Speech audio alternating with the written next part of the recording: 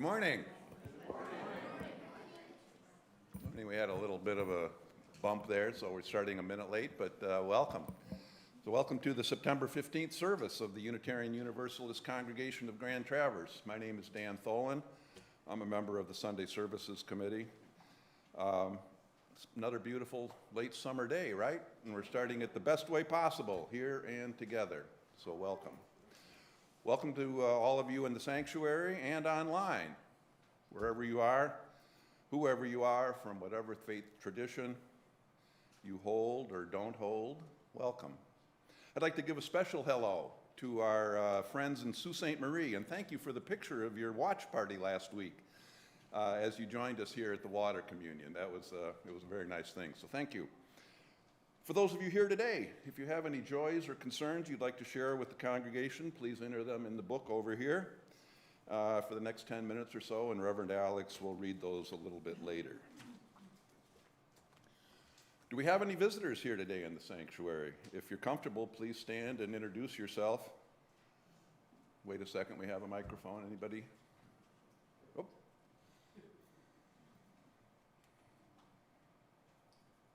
Good morning. Good morning. Check, mic check. I'm Pete Batham, and I am the grandfather of Ada and Elliot right here. Nick is my son, and his wife is Kimberly, and they're seated next to me. And they brought me here today, and I have watched the congregation twice now on YouTube. And I live in Manistee, and I'm visiting for the weekend. Welcome. Thank you. Any others?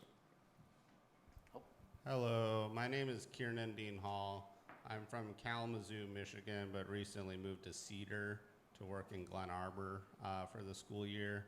I grew up UU down in Kalamazoo at People's Church, and so I figured I'd stop by.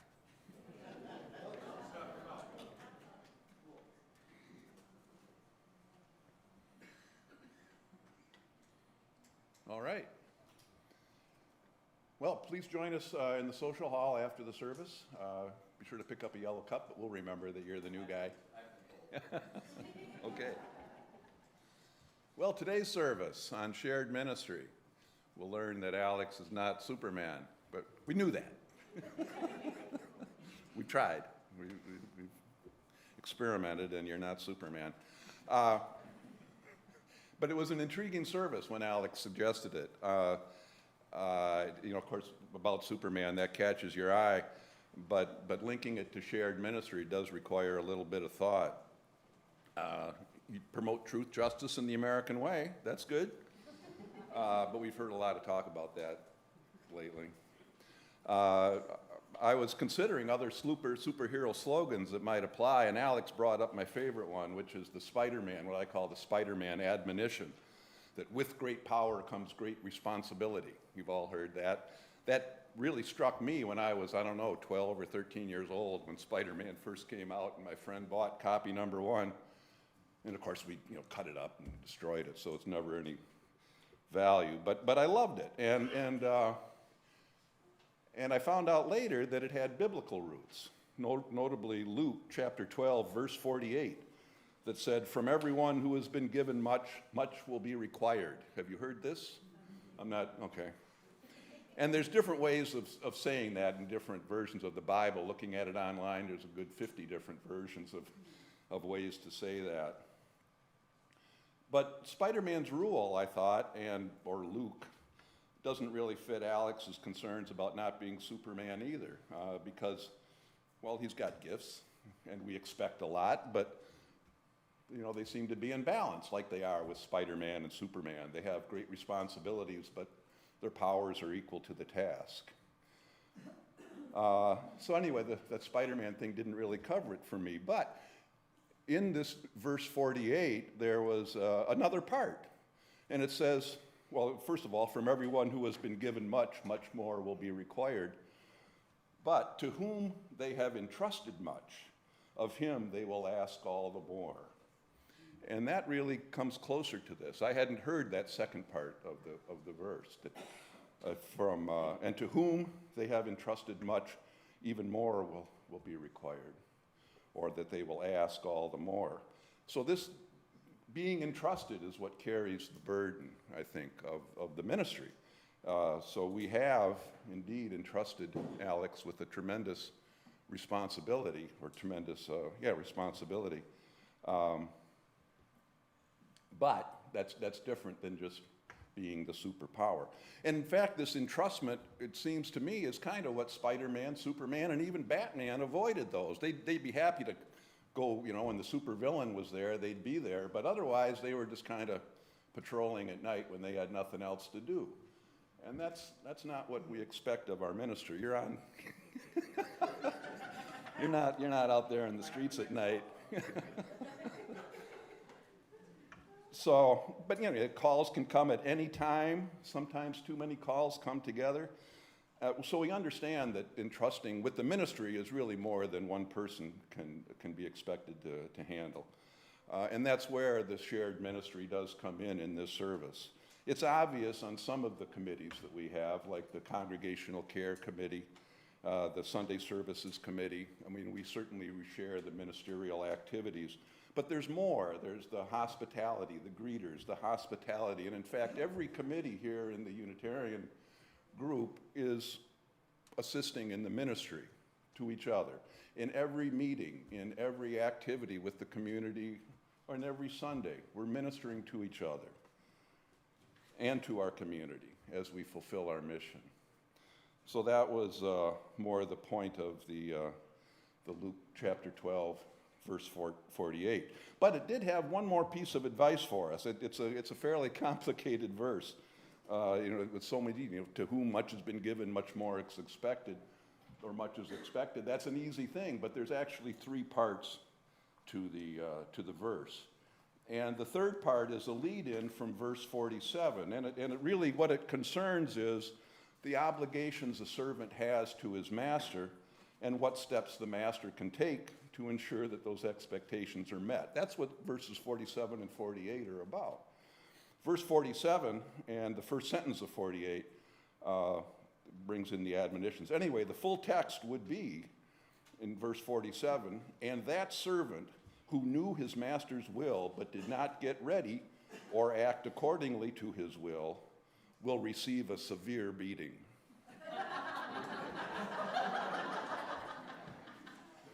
But then verse 48 comes in, but the one who did not know it and committed acts that deserved of a beating will receive only a few blows. And then, from everyone who has been given much, much will be demanded, and to whom they entrusted much, of him they will ask all the more. So there we go. We got this week's bonus. It's a little bit of readings from the gospel. And we all are enjoying this commitment to do our best in our shared ministry. But of course, if we come up short, Alex, the beatings will be few and soft. So now, up and away. Julie.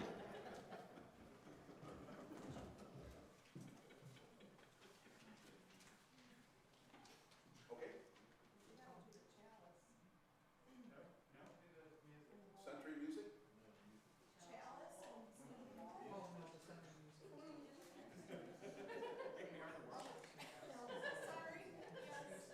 Did I get thrown wrong?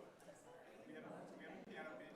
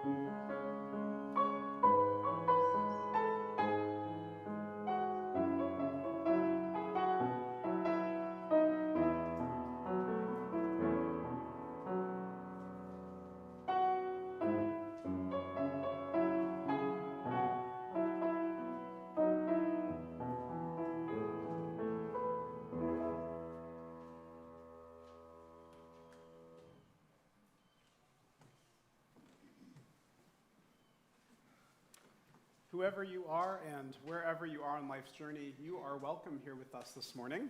I'm Reverend Alex, the senior superman here at UUCGT. I use he and him pronouns. And you might be noticing something a little off with what I'm wearing today, something a little different. Yeah, you know, your ministry probably doesn't always wear a cape. Just to show you, they say that all heroes wear capes, but do all ministers wear capes? And just to show you the level of commitment here, I'm actually wearing a Superman shirt underneath here. So, so anyway. All I can say is that I'm proud to be your minister and all that comes with serving this community. And I'm even sure I do it all perfectly without making any mistakes. If you didn't know, I'm kidding. Later in our service, you'll understand just how far from perfect we ministers are, especially if what we think our role for the church is to be its only hero. So as we enter this time together, I invite you to hear these words that might be familiar to you from the poet Shel Silverstein. If you are a dreamer, come in. If you are a dreamer, a wisher, a liar, a hoper, a prayer, a magic bean buyer. If you're a pretender, come sit by the fire, for we have some flax golden tales to spin. Come in, come in.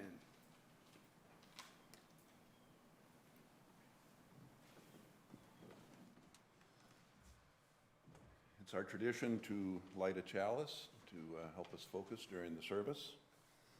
And for now, for the foreseeable future anyway, for the next while, we're reading our mission statement as our lighting chalice words. It's on the back of your order of service.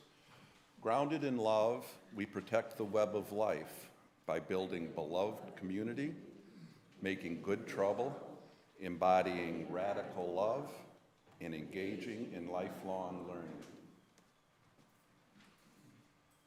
And we sound the singing bowl. Again, please listen and become fully centered.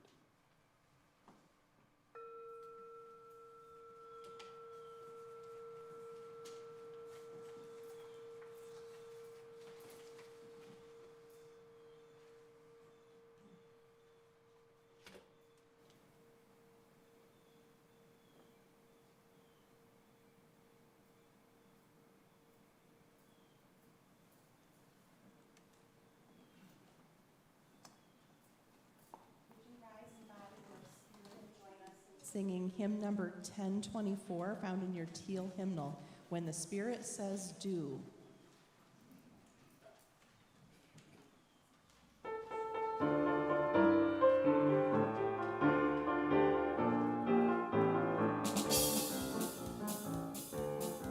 You got to do when the Spirit says do. You got to do when the Spirit says do. When the Spirit says do, you got to do, oh Lord. You got to do when the Spirit says do. Spirit says do. Spirit says do. Spirit says do. Spirit says do. Spirit says do. Spirit says do. You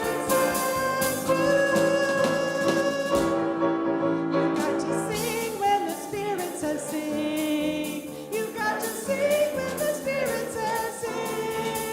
When the Spirit says sing, you got to sing, oh Lord. You got to sing when the Spirit says sing. Spirit says sing. Spirit says sing. Spirit says sing. Spirit says sing. Spirit says sing. Spirit says sing.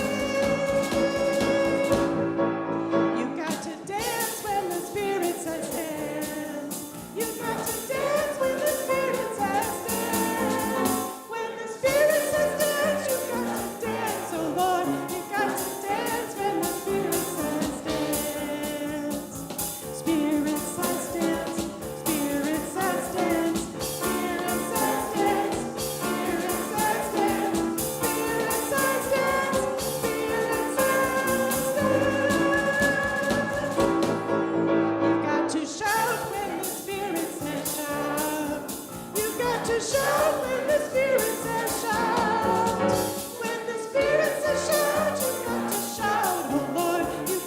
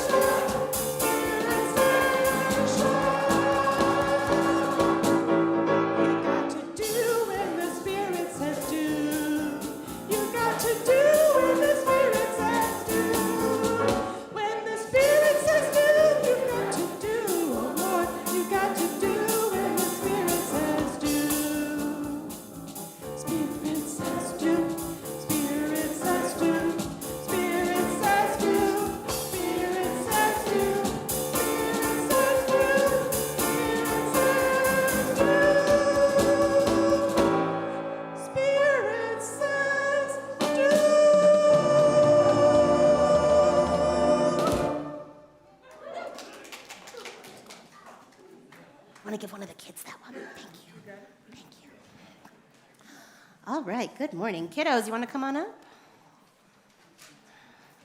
We have a special guest for our RE time this morning. It's Reverend Alex. Super Reverend Alex. Here, will you take that one for me, Ollie? Those marbles? Thank you. All right, everybody gets a cup of marbles. You ready? I'm going to read what your marbles say on there. Let's see. Oh, that's a good one for you. All right, let's see. Oh, wait, you got one already. Let's see. Let's give Ada this one. Anybody not have one? Elliot, you've got that one. All right, Chris Lautz, where are you? I want to give you this. Oh, she's all the way out there.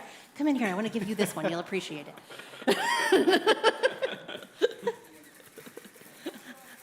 I just feel like you'll appreciate this one. Perfect. All right, so we have Super Reverend Alex. We have to test his super strength and his ability to hold all of the things he has to hold. Did you know that Reverend Alex has a lot of jobs? A lot of jobs. He does so many things. I have to have my list. Hold on, because there's a lot of things. So all of you have a cup of marbles, and a couple special guests in the audience have some marbles. And we are going to see how long it takes for Reverend Alex to lose his marbles.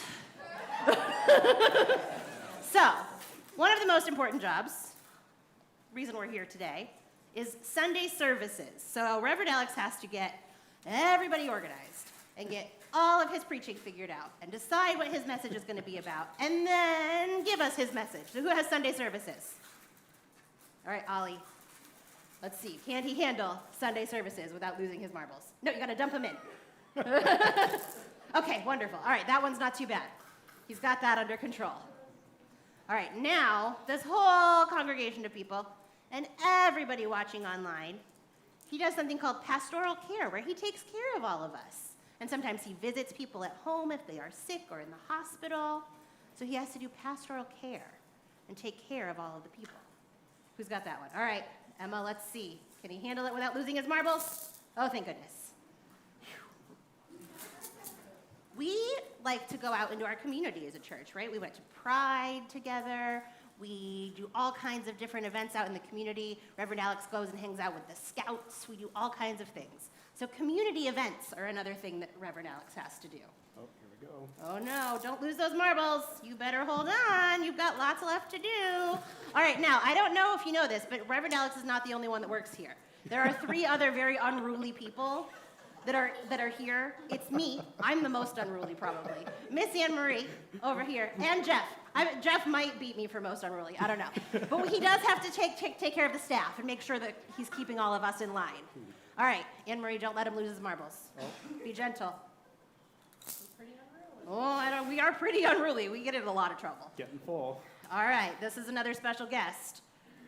One of our big important things that we do as UUs is social justice, right? We have to make sure we're standing up for justice, that we're making sure that we're showing out in the community and making sure that everybody knows that their voices can be heard here and that we want justice in our whole world. Oh, so, man, don't lose those marbles, Reverend Alex. It's getting really full, guys. I'm a little worried. Okay, so a lot of these grown-ups out here have to be on these really boring but really important things called committees. And that's how we keep all the wheels turning around here. That's how we make sure everything gets done that needs to get done. So we have committee meetings. And it's really boring. You wouldn't have a lot of fun at them. But committee meetings are another thing that Reverend Alex has to do. Maybe when you get older, we can make committees more fun. And you can be on a committee. Agreed. All right, let's see. Oh, well, sometimes people want to get married.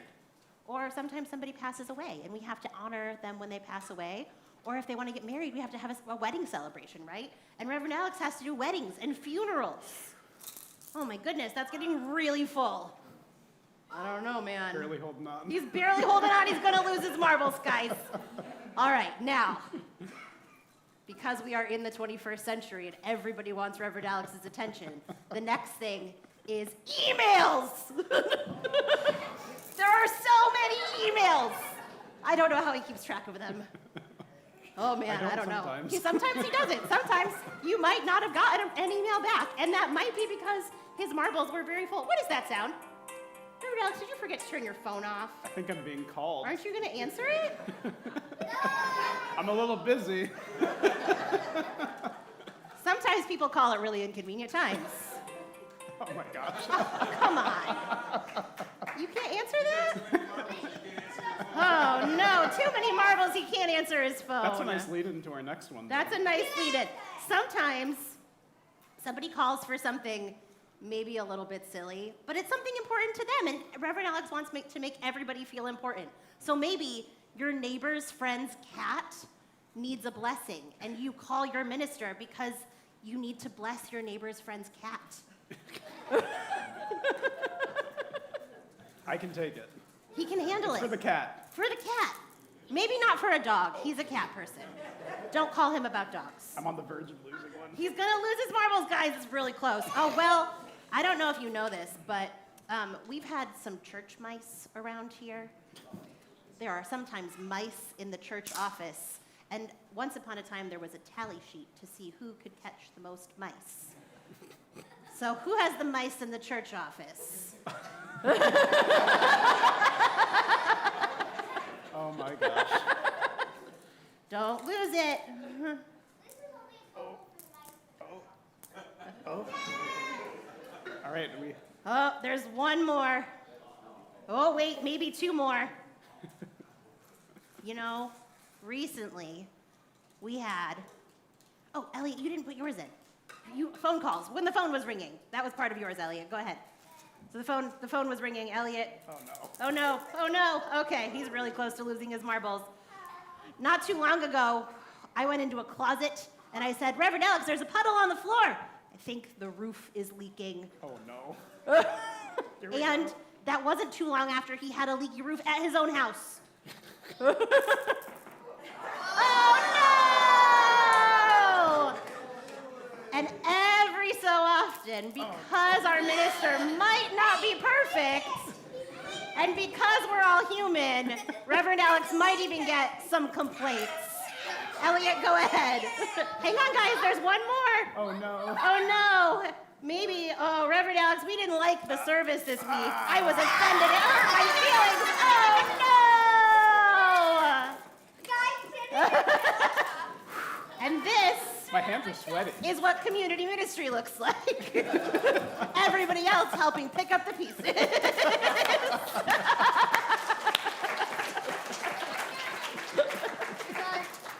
Good job, work. kiddos. Great Community shared ministry in action. Yep.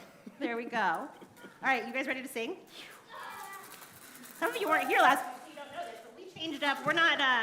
We're not gonna do a sing the kids out where they don't even hear the song because you're already in the RE room. You guys get to stay here and sing a song, and then we will go to the RE room. Thank you very much. In fact, we need the kids to help lead the song. Yes, yes, yes. All right, here, I will take all these. Thank you very much. Thank you, thank you. Here, I can't hold them all either. Your RE minister can't hold them all either.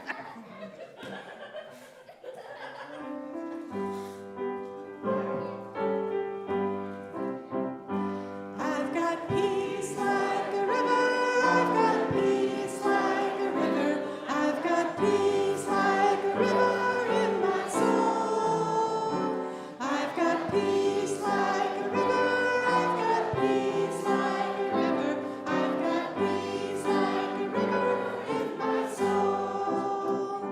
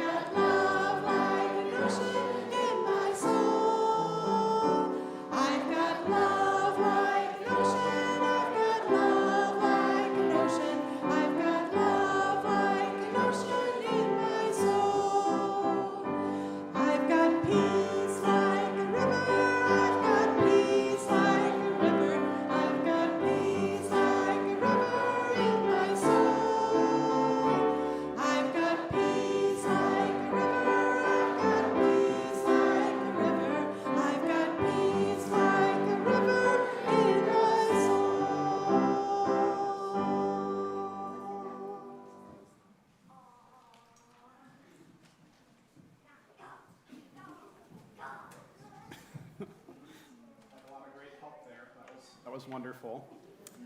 So one of the important ministries that we nurture as a congregation is the ministry of belonging, facilitated in part by our Soul Matters program here at UUCGT. For those that haven't yet really heard about Soul Matters before, Soul Matters is a program that invites us to think about a monthly theme alongside many other UU congregations across the country. And the Soul Matters program offers different packets for each of these themes in the form of an RE packet for religious education and Sunday school, a worship research packet that we use with Sunday services, and a small groups packet, which small groups can use to kind of reflect on a theme. So for example, for the month of September, we're currently in the month of invitation as our monthly theme. And we have small group offerings that journey through the monthly theme. This month will be invitation. Each month they journey through this and provide a listening circle to reflect and learn more together. Last year, I actually had the privilege of co-facilitating a new small group, a Soul Matters small group with Christine Buron, who couldn't be with us today, but it was a wonderful group, and there's a real magic to this program in the way that we can open up special spaces like that for sharing. I personally believe that it's through these small groups and through this participation that each member of our congregation can find belonging and also practice Unitarian Universalism in community. And this is one of the places that you can practice spiritual practices like deep listening and building connection. So I'll go to Susan Leo now, who will offer a testimonial about Soul Matters, the different programs with small groups, and what they have to offer.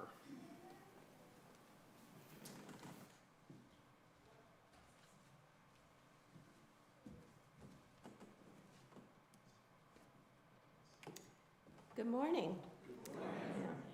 I have a question for you. Can you go back in time and think of an incident in your life when you felt truly heard? Can you envision someone just listening to you? A teacher, a parent, a child who sat with you and listened so that you could hear yourself? I can. I picture my Aunt Anne. I'm a young adult, troubled as I figure out confusing relationships and hard decisions. She just listens. She sits and listens with love and lets me hear myself. In so doing, she helps me grow in my own wisdom.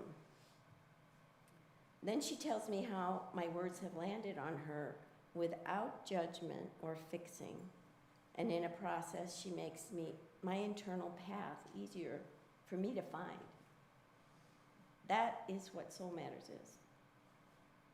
It's a place to present yourself and hear yourself without interruption, be seen, belong to yourself, and have others also grow in themselves as they listen to you.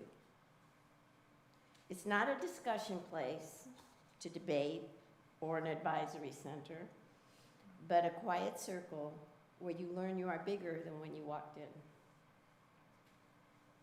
The monthly booklets that Alex mentioned have so much to spark your inner musings based on themes that are suffused with depth and resources. They're not homework. You don't have to study the packet. You just have to look at it, glance at it, read it as deeply as you feel you can. It is scaffolding to find spiritual meaning and purpose. Once you experience this group, you will get it. Otherwise, it's rather ineffable and hard to explain. The monthly themes are used in our worship, our religious education, and it will allow you, your efforts with the monthly packet will allow you to discuss things at home with fellow congregants and be deeper in your conversations by your dedication to some amount, however small, for deepening self-discovery. So please ask questions. I'll be available after the service if you have any, and join a group if you haven't. There are sample packets at the welcome table if you haven't seen one, and I'm glad to follow up with anyone who's trying to join a group. In the meantime, you can spend 2 hours with Scott Taylor, coming up here very shortly. He's the coordinator and master trainer for all things Soul Matters countrywide. He presents a remarkable learning of what it is to experience truly being heard in a way that tracks our UU faith. There's an upcoming training. It's 2 hours on September 17th, another one on the 28th. It's online. These trainings are not required to join a Soul Matters group, but are worth the time to hear from a real master at UU Faith and how to listen well. Belonging in a congregation, I have found, is hard unless you find a small group to connect with. And this is a great way to do that. Thank you.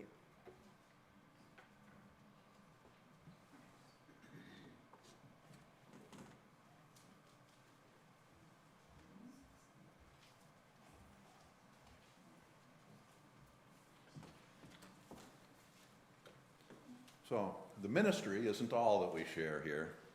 We share this space, we share our staff, which we hope is growing soon. We have together taken up responsibilities in the community that require our financial contributions as well as our time. So please now consider what all this means to you and that our financial contributions are another form of ministry. And to those of us to whom much has been given, please share generously. Thank you, Julie.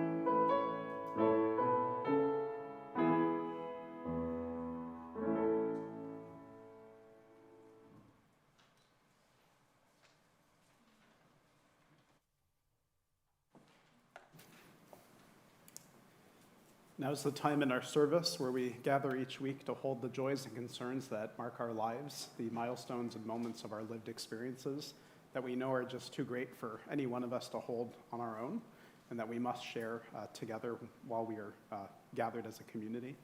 If you have a joy or concern that's still a bit too tender to share with us in our service, I invite you to reach out to myself or to a member of our congregational care team, or to simply hold it on your heart as you are held in the love of this community. As I am so often quoted with saying, none of us is ever meant to travel life's journey alone.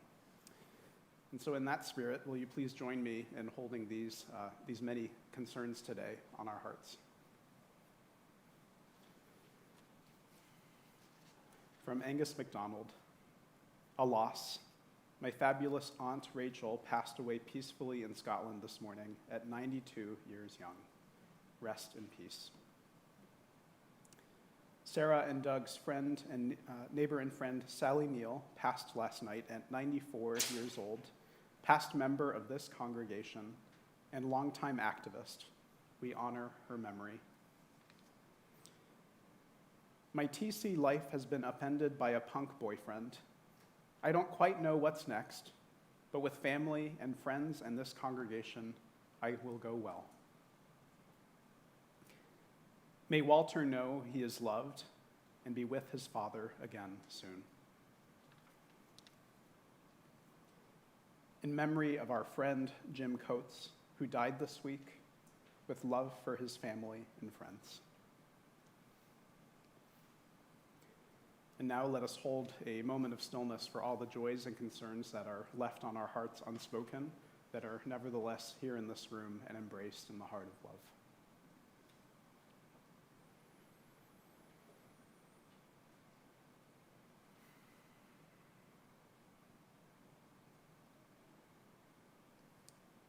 And in this holding space, will you join me in taking a couple of deep breaths as we enter a time for meditation and prayer?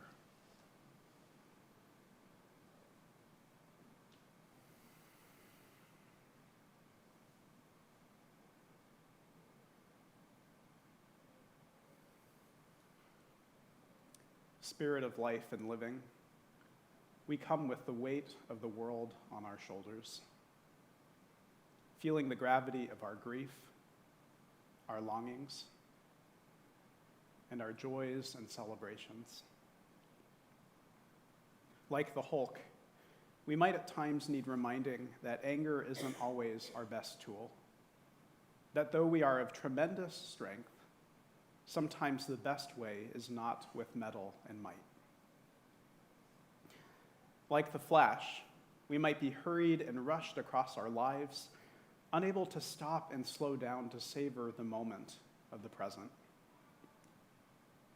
Like Wonder Woman, we might be both strong and strategic, caught up in our own minds with problems and possibilities that we can't seem to set down or let go of. And like the Black Widow, we sometimes can feel that we are all on our own. As we reflect on the ministry of this place that means so much to us, may we remember that ours is a ministry of many hands and many hearts. Each of us ministers when we show up in our gifts and nurture connection and belonging that we find here. Likewise, we minister when we find ourselves called to more than we think we can be. Somehow we manage to be enough in that space between who we are and the seemingly impossible we are at times called to do. May none of us be a superhero that acts alone. Instead, may we be a Justice League of faith, a Justice League of connection, bringing each heart into the mix until we heal the world. Amen. Will you join as we sing our song of response, Spirit of Life?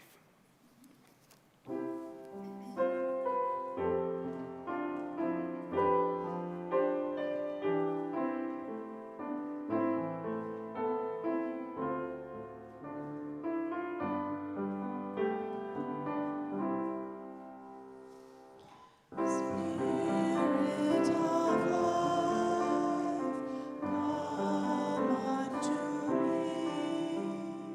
Sing in my heart all the stirrings of compassion. Blow in the wind, rise in the sea. Move in the land, giving life the shape of justice. Whose fold me close, wings set me free.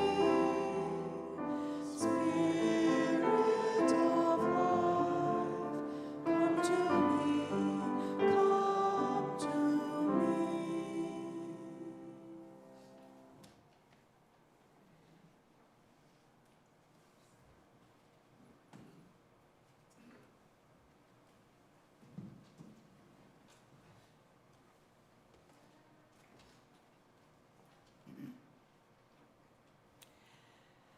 Ministry is all that we do together. Ministry is that quality of being in community that affirms human dignity, beckons forth hidden possibilities, invites us into deeper, more constant, reverent relationships, and carries forward our heritage of hope and liberation. Ministry is what we do together as we celebrate triumphs of our human spirit, miracles of birth and life, wonders of devotion and sacrifice. Ministry is what we do together with one another in terror and torment, in grief, in misery and pain, enabling us in the presence of death to say yes to life. We who minister speak and live the best we know with full knowledge that it is never quite enough, and yet are reassured by lostness found, fragments united, wounds healed, and joy shared. Ministry is what we all do together.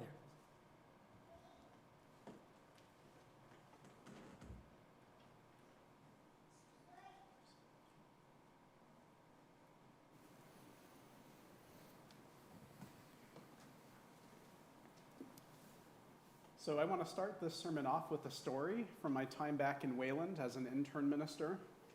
In the process of becoming UU ministers, an intern minister serves at a congregation where they can learn the ropes of professional ministry and practice what it is to serve in this vast role. When I was there in Wayland for 2 years, there was a minister emeritus who had served the first parish in Wayland for 38 years, one of the longest tenures ever in our tradition. The Reverend Ken Sawyer, who actually died only a little over 2 years ago, had a long list of interns that he supervised over his long career. And while I didn't have the honor to be one of his interns, he was the minister emeritus when I knew him, I did get to join him in one of his favorite traditions for new interns, taking a drive around Dudley Pond there in Wayland during the winter time while the pond is frozen over. Ken loved to take his interns out for a drive around the pond, followed by lunch at a place called the Chateau, or the Chat, more affectionately. This was a bar with a pretty depraved reputation at one point, but now a fairly casual restaurant just sitting there along the water. And after our scenic drive, I invite you to think about this, a Thomas Kincaid painting with homes aglow in golden light and roofs adorned in thick snow and icicles. Just a really beautiful scene. Ken and I stopped after our drive for lunch at the Chat to talk about ministry. As we sat there and chatted, Ken brought out an old yellow envelope bursting at the seams with assortments of papers and clippings. On the outside, scrawled in large letters, were the words, "On Ministry." Ken confided that he had been saving these clippings all across his nearly 4 decades in UU ministry, tucking away pieces that seemed relevant to our work as ministers. He said that in his retirement, he really didn't have much of a need for it anymore, so he thought, as a new minister, I might be able to use it. For a brand new minister, it felt like inheriting a treasure trove. Inside were reflections on what it means to be a minister, some old clippings on how ministers show up in the world, and some occasional bits of clergy humor.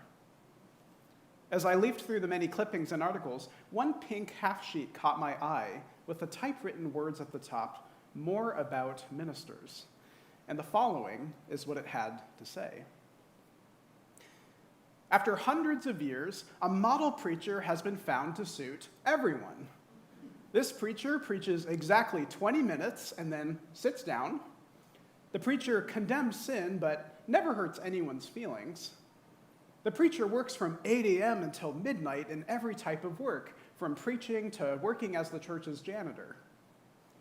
The preacher makes a modest wage, wears good clothes, regularly buys good books, has a nice, beautiful family, drives a good car, and all the while manages to give half of their income to the church. The preacher also stands ready to contribute to every good work and cause that comes along. The preacher is 26 years old and has been preaching for 40 years. I guess I'm a little bit behind. The preacher is tall and short, thin and heavy-set, good-looking, but not too good-looking. The preacher has one brown eye and one blue. their hair parted in the middle, the left side dark and straight, and the right side brown and wavy. The preacher has a burning desire to work with teenagers, and yet spends all of their time working with old folks. The preacher smiles with a straight face because of their good sense of humor that also keeps them dedicated and grounded in their work. The preacher makes 15 home visits a day, spends all of their time talking about the church and the community, and is somehow never outside of their office. The preacher always has time for church meetings and all committees, never missing a meeting. I can almost see Ken laughing now, not only that I'm sharing this clipping with you, but also the humor in how he too, like myself, has likely always had a picture in his mind of the perfect preacher, an impossible vision, though tempting as it might be to try and reach. So what's the connection with Superman here and this theme of superheroes you've been hearing about all service? Some of you might be seeing where I'm going with this. I share this bit of humor because it illustrates just how much we can come to expect of our ministers, not just the explicit expectations we place on them, like making visits and spending time with people in their later years. It also illustrates the implicit expectations, how some folks look up to us and think we lead perfect and spotless lives, how we can sometimes think of our ministers as having all the spiritually sound answers to life's questions, rather than being in the midst of the meaning-making themselves. You who are Unitarian Universalists probably know better than to expect your minister to give you all the answers. Though I think a truism exists here in how we often look to spiritual leaders with a sense of authority that can sometimes elevate them into somehow being a little bit beyond human. And it's not just congregants, we in the clergy also do it to ourselves. We look at our colleagues admiring their careers from afar with that same lens of perfection. Society puts a lot of images in our minds about what ministers are and what ministers are supposed to be. Doing all the things all at once and doing them perfectly, or else we risk losing an image as the moral and spiritual role model. People can sometimes start to see clergy as somehow more than human or superhuman, or at least have expectations of them that are sometimes superhuman. And while my colleagues and I have many talents and gifts, taking flight or using our laser vision is not yet a part of what we learned in seminary. And no, we also don't have the ability to read minds, though many seem to wish or expect this from time to time. And so I want to zoom out to what being a minister and what actively doing ministry is, how it's not this exclusive power as we might think. In Unitarian Universalism, we have this concept of shared ministry, meaning that the ministry of the congregation, the ways that we use resources to transform lives and to do the work of our values in the world, this ministry is shared. In other traditions, the power of ministry and ministerial authority is conferred only on a select few, on those who have either been anointed or appointed to do ministry by those in power. In Unitarian Universalism, the power of ministry comes from people. It's the people who call forth from among themselves leaders and servants to do the work of the church, both inside and outside of our walls. Congregationalism is an important heritage that our tradition brings. This is the radical idea that it's not a bishop or a higher power who appoints ministers, but the people of a local church who actually bestow the sacred power of ministry. At my own ordination as a UU minister 3 years ago, and at many other ordinations, there is a ritual called the laying on of hands. And you can actually see a picture from my own ordination of this act taking place here on the screen. Have any of you actually been to a UU ordination before? Okay, there's some hands. So rather than a priest or bishop bestowing this blessing, all of the people gathered rest their hands on the shoulder or on the shoulder of someone who's already touching the person being ordained. And it creates a beautiful web of connection where everyone present joins in affirming someone's call to ministry. This is one of the best symbols in understanding how religious authority is bestowed and entrusted in our tradition. We are a democratic tradition at our core, and it's the people who decide who will minister to them, not an outside higher authority. But in our tradition, it is not only the minister that does the work of ministry. Yes, the minister is someone who is appointed for certain roles of ministry, like officiating rites of passage, funerals, and weddings, or serving as a representative of a greater love to which you can pour out your heart and trust that it will be held close and in confidence. There are certain things as a minister that I am trained to do and appointed to do that are distinct from other elements in our shared ministry. It's the minister that shows up at a person's bedside when they are dying, the one who knows how to navigate networks of hospitals and institutions and carries that formal role of caregiver. It's the minister who can at times help us to peel back the curtain of what it is that we struggle with and help us to make meaning of life when meaning can feel far from us. However, there are also certain things that you all can do that I can't do. You have the power to form teams and groups, to organize inside our walls and in the wider community for social justice and change.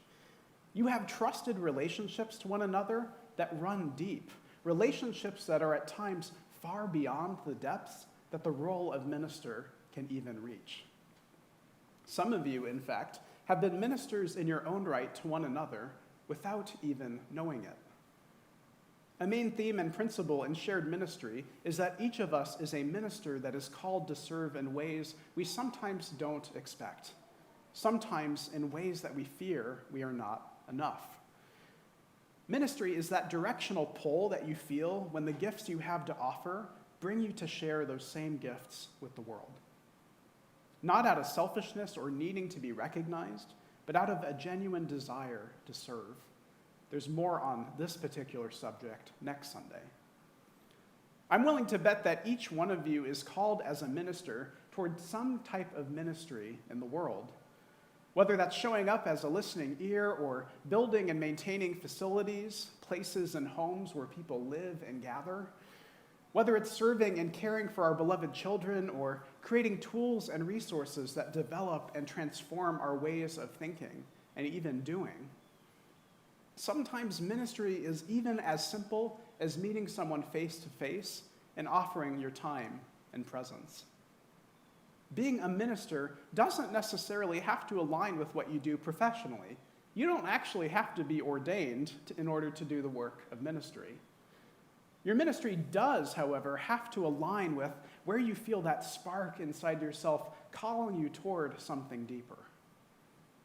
We know a bit from our settler colonial history what happens when ministry is not shared.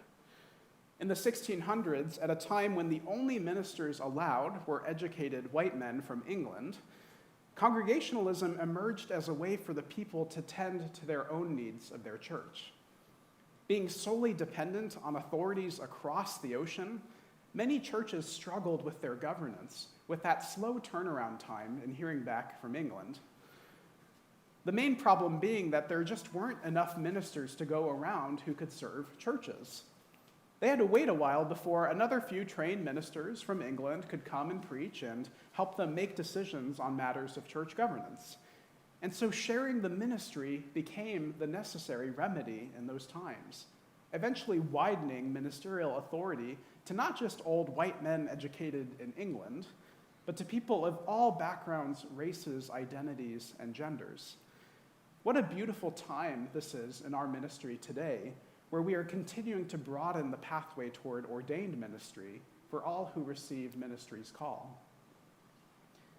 Our Time for All Ages also showed you what happens when we either ask our minister to do too much or when the minister themselves takes on way more than they can handle. Inevitably, we lose our marbles. That's no joke. We just can't simply keep up with the impossible demands of ministry all on our own. It is truly an impossible job, especially when you're measuring yourself against what that perfect minister or preacher can do all in one day. Doing too much all on our own is not just the kryptonite to every minister, it's also the kryptonite that will destroy our ministry. Shared ministry, on the other hand, is the antidote and remedy to taking on too much on our own two shoulders. Shared ministry becomes an expression of believing that each one of us ministers to a beautiful and hurting world. That it doesn't take religious or clerical authority to love and serve your neighbor, or to set a wide table where all might be nourished and fed. However, there's an important key aspect in shared ministry. Just like no single one of us can do it all, we also must discern both what is and what isn't our ministry. For me, it's been a real challenge to admit that doing the work of senior minister, office administrator, and web designer all at once is an unsustainable model for our ministry. Earlier last year, there was a time when I felt myself almost verging on burnout, trying to create the flash each week, answering calls and emails to the office, and attending to so much else that comes in and out of that office. Y'all really keep us busy. I was blessed when a small group of steady volunteers stepped forward to take on this ministry. Volunteers who have even ministered to us throughout the summer without an office admin and are continuing to cover these responsibilities while we prepare to welcome a new one. While they really don't want the recognition, and those of you who have served us know who you are, know just what a blessing all of your hard work is to our community. Might we offer them a round of applause?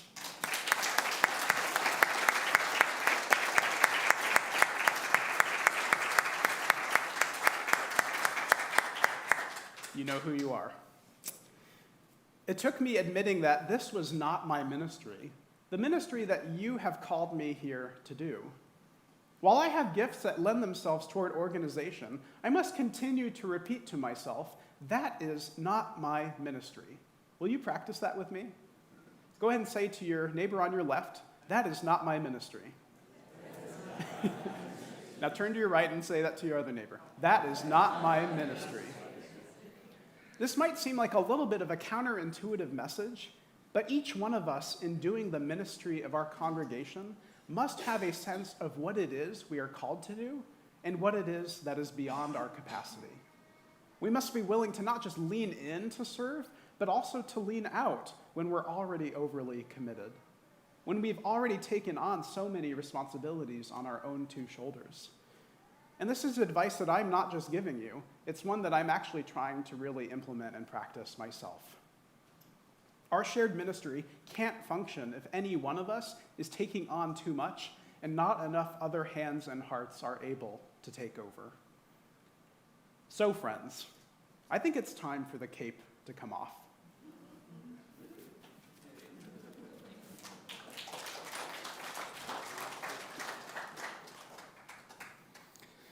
While I wear the stole as your minister, I am a flawed, finite, and imperfect human being. Much to your disappointment, I will never be the perfect preacher or pastor with one blue eye or one brown, or the one who can somehow find time to do everything and still have some semblance of a healthy and interesting personal life. To invoke the sacred and powerful words of the great spiritual teacher, Homer Simpson. You ready? I'm not running for Jesus. If that's what you've called me here to do, then I am destined to fail and lose. So to close, I invite you to remember the words from our reading. Ministry affirms human dignity. It beckons forth hidden possibilities, invites us into deeper, more constant, reverent relationships. Ministry is what we do together as we celebrate the triumphs of the human spirit, the miracles of birth and life, the wonders of devotion and sacrifice. We who minister speak and live the best we know, with full knowledge that it is never quite enough. And yet, we are reassured by lostness found, by fragments reunited, by wounds healed, and by joys shared. Ministry is what we all do together. What is the ministry you are called to offer in this moment? Now go forth and offer this gift to the world. As we learn to minister to one another, so we also learn to share our gifts with a wounded world. Amen. Let's now join for a moment of stillness together.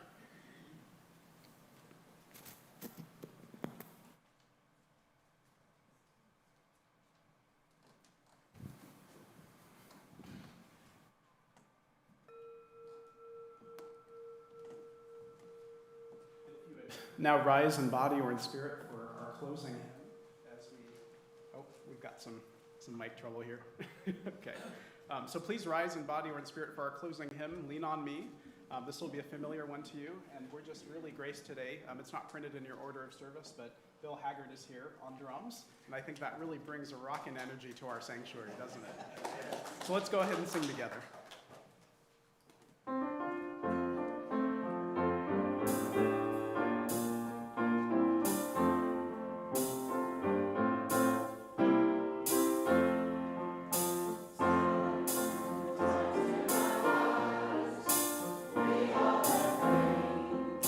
We all have sorrow, but if we are wise, we know that there's always tomorrow. Lean on me when you're not strong, and I'll be your friend. I'll help you carry on, for it won't be long till I'm gonna need somebody to lean on. Please swallow your pride if I have things you need to borrow. For no one can fill those of your needs that you won't let show. Lean on me when you're not strong, and I'll be your friend. I'll help you carry on. For it won't be long till I'm gonna need somebody to lean on. If there is a load you have to bear that you can't carry, I'm right up the road. I'll share your load if you just call me. Lean on me when you're not strong, and I'll be your friend. I'll help you carry on, for it won't be long till I'm gonna need somebody to lean on. Just call on your brother when you need a hand. We all need somebody to lean on. I just might have a problem that you'd understand. We all need somebody to lean on. Lean on me when you're not strong, and I'll be your friend.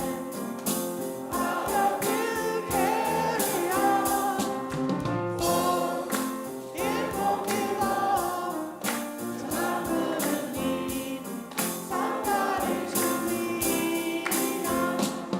Just call on me, brother, when you need a hand. We all need somebody to lean on. I just might have a problem that you'd understand. We all need somebody to lean on. We all need somebody to lean on.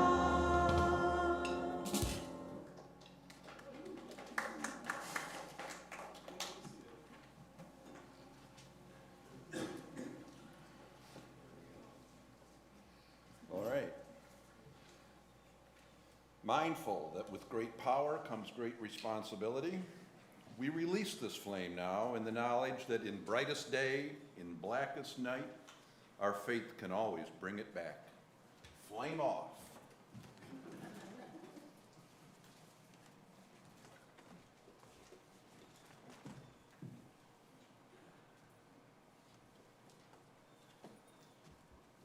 It is the time now for the most sacred of all Unitarian Universalist rites, the rite of announcements. I ask you to really hold an austere space here. So I just have a few announcements for us before we break for our Sundays. Please remember to visit the Soul Matters table out in the social hall, where after the service Susan will be to answer any questions about Soul Matters. We'll also have those sample packets for you to check out and even a list of the different groups and their openings. So you're welcome to go check out that table. Thank you, Susan. One of the Aging Gracefully groups has room for 3 more members. And so if you're interested, please contact Margaret Wozniak. And Margaret's right over there raising her hand. So again, this is a really wonderful couple of groups that have opened up. And so if you're interested in plugging in with Aging Gracefully, please contact Margaret. Sacred Grounds preparations and plantings is actually coming up this coming week. Next Friday and Saturday, 8 a.m. to 12 p.m. here at UUCGT. So make sure that you come ready to help out and plant all those native plants that we have coming up. And also come ready Sunday to take home anything that we have left over, because I think we've got somewhere in the realm of 1,000 plants coming in. So we'll have plenty for people to take for their own gardens as well. Social justice, get out the vote postcard writing. There have been a couple of scheduled additional ones out of requests. And so 2 brand new sessions facilitated by Emily Mitchell have actually just been added this Monday. So that would be tomorrow, September 16th, from 10 a.m. to noon, and also 6 to 8 p.m. Those are a couple more postcard writing sessions for those of you that have been waiting for a chance, especially those of you that are working. These are some openings that are offered for you as well. So make sure that you stop by and do that. And you can stop by the Social Justice Action table to actually indicate your interest and sign up for one of these workshops. And further sessions will be held as interest is kind of acquired. Join us after the service next Sunday for a UU orientation. If you're kind of curious about what this whole Unitarian Universalism thing is here, or what UUCGT is, or learning about how to get more involved or plugged in, this is a great opportunity after our service for you to kind of explore that, to learn about the pathway to membership and getting more involved. So no pressure, but if any of you are thinking about it, we'd love to have you. Looking ahead, there's the Committee Expo on September 29th. This is a chance where all the different committees and groups here at UUCGT will be tabling. And so you're invited to come on the September 29th after the service to come and be a part of that and check out all the different offerings here. It's kind of like Maze Day back to school a little bit, where you get to kind of visit each booth and see what's kind of new and fun. So we really invite you to come for that. And lastly, in the spirit of shared ministry, we are forming a team to assist with planning a fall fundraiser. Our budget really depends on having a fall fundraiser. We're a little bit behind schedule. And so if you're interested and you're really good at fundraising, or you like to help hold really fun events, please do contact me as we're forming this team, and we'll get started. So anyway, all right, we're done with the sacred rite of announcements. You can laugh now. If you would please now rise and take the hand of your neighbor, or again, we have this gesture of please do not touch me. If you are not interested in being touched, if you're a little bit far away from other hands, you're also welcome to outstretch. Those of you online are also welcome to outstretch a hand to the screen. And in the spirit of covenant, community, and commitment, and in the spirit of shared ministry, may we be made ready to serve one another and create the world we so desperately dream of. Go ahead and pass a little squeeze. Happy Sunday. May it be so. Amen.